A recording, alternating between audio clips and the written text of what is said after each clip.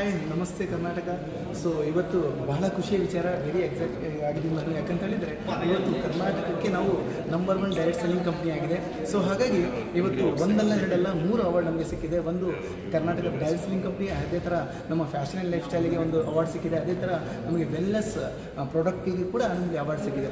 So thanks to Bland News. ಯಾಕಂತ ಹೇಳಿದರೆ ಇವತ್ತು ಅವರು ನಮ್ಮ ಹಾರ್ಡ್ ವರ್ಕನ್ನು ಗುರುತಿಸಿ ಇವತ್ತು ನಮಗೆ ಒಂದು ಅವಾರ್ಡನ್ನು ಕೊಟ್ಟಿದ್ದಾರೆ.